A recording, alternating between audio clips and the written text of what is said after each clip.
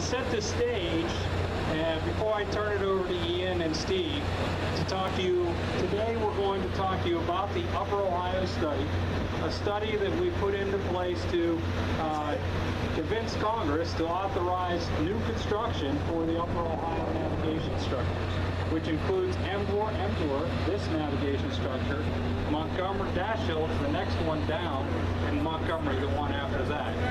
He's also going to talk to you today about the Upper Monongahela or Lower Monongahela construction project. That project's ongoing.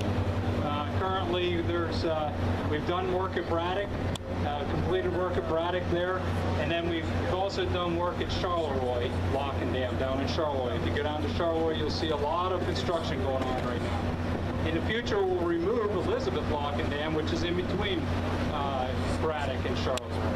So he's going to talk to you about that. But to set the stage, I just want to give you my perspective as the district engineer.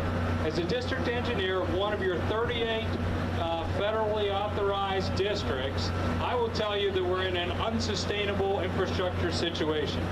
These locks and dams were built about a century ago. As you can see, 1938's on the side of this dam.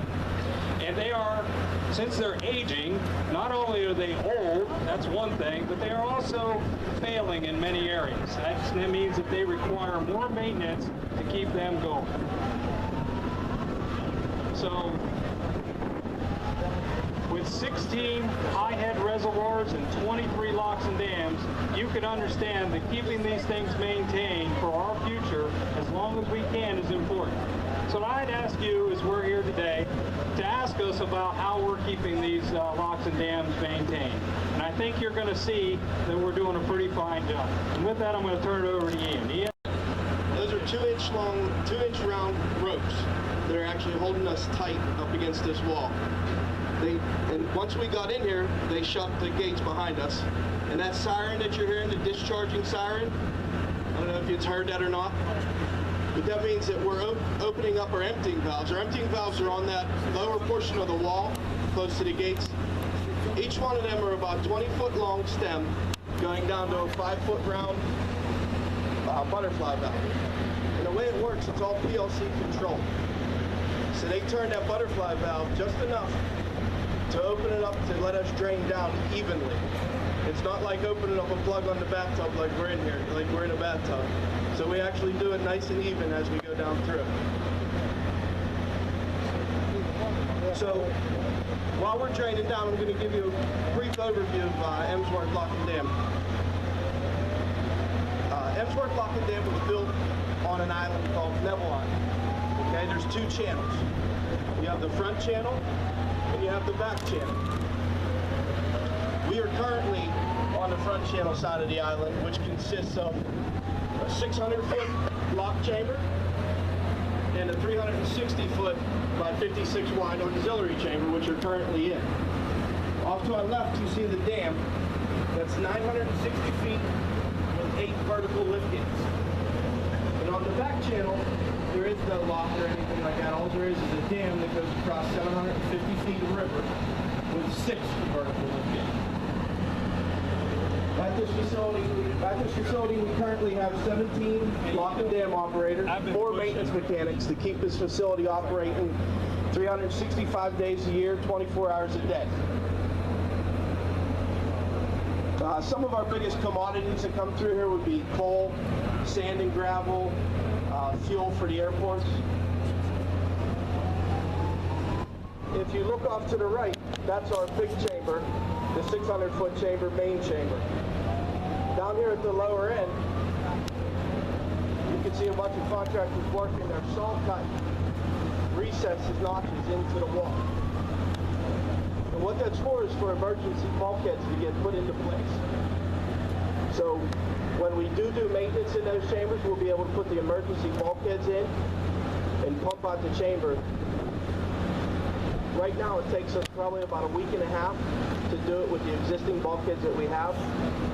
So once they get the saw cut complete and they put the bulkheads in, that whole process is probably only going to take about 3 days to pump down the chamber. And the way they're doing that is these guys on the lower end, they're core drilling vertical holes up through the top of the wall, and they're curved drilling holes through the face, horizontal holes through the face.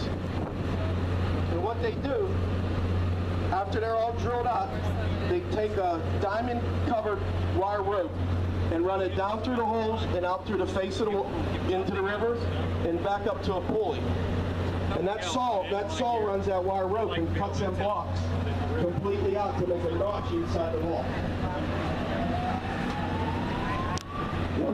Once they cut them all out, they put shims inside there to hold them into place. And if you look behind us, our Corps of Engineers repair fleet is behind us. That's the big cranes as you've seen on the way in. They're actually up on the upper end. The contractor's already completed the upper end, and he saw cutted everything out, so now they have to remove the concrete blocks. So what they're up there doing now is hooking under those concrete blocks and pulling them up out. And then they're going to put embedded metal inside there. So whenever you lower the bulkhead into the bottom of the river, it actually has something to seal up against.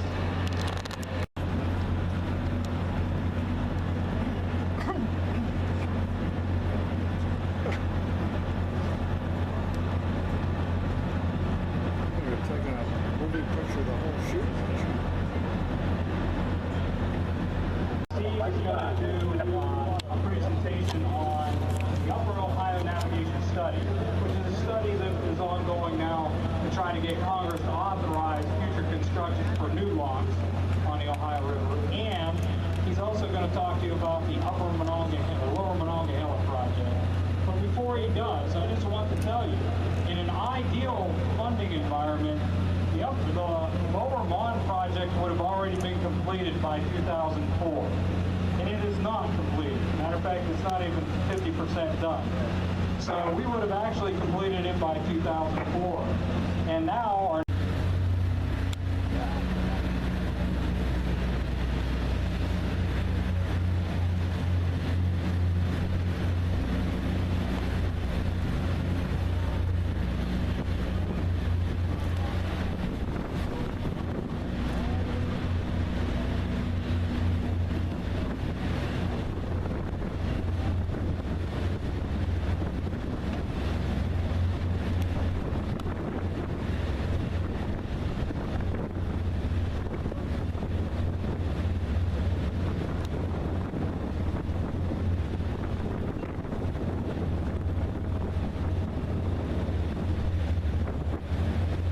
like they're stuck.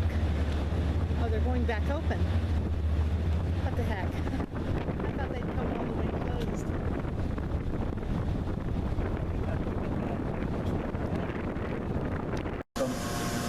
Or financial that way, because it's moving that bulk cargo at $10 to $20 less a ton than we can move it any other way.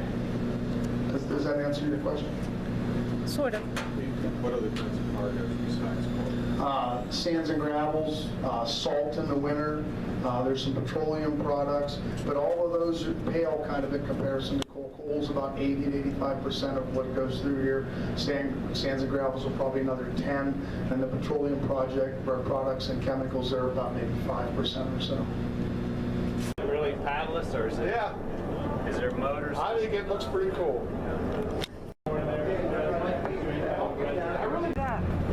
That's fun. Oh yeah, they're going to be going in. Maybe we'll be passing before he gets in there, Joellen.